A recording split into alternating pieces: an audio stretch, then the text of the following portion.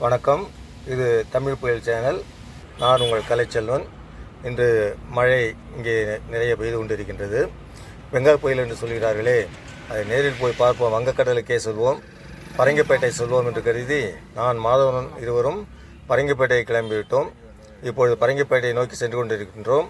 அதற்கு அருகில் புதுப்பேட்டை என்று ஒரு கிராமம், அங்கு நாம் செல்கின்றோம்.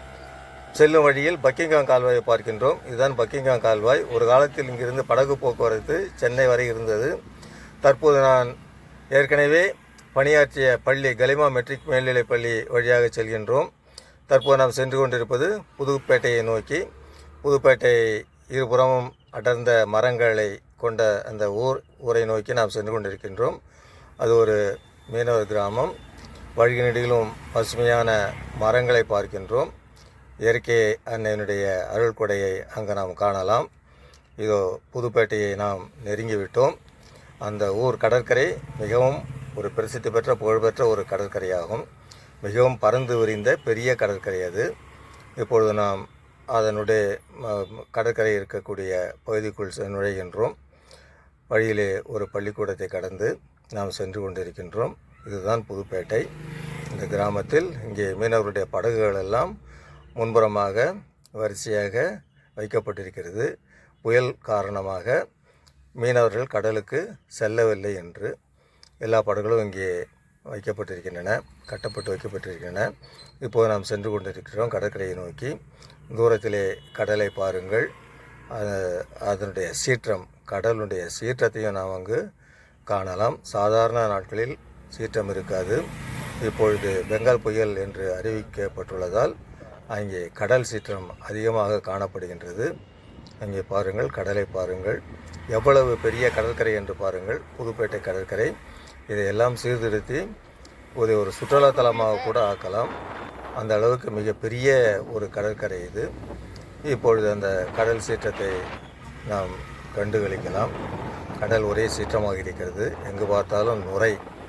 சிறுவர்களெல்லாம் கூட அங்கு வந்து விளையாடி மகிழ்கிறார்கள். நிறைய பேர் வந்து அந்த காட்சியை பார்த்து செல்கிறார்கள்.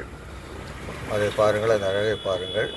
எவ்வளோ பெரிய அலைகள், நீண்ட அலைகள், பெரும் அலைகள்.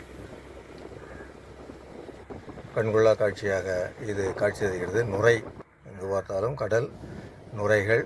அதை பிடித்து சிறுவர்கள் விளையாடுகிறார்கள்.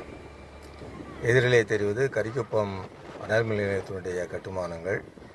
அந்த நுரை, நிறைய நுரை, கடல் பொங்குதுன்னு சொல்கிறாங்க. அதே போல் அந்த நுரைகள் எல்லாம் அடித்து கொண்டு வருகிறது.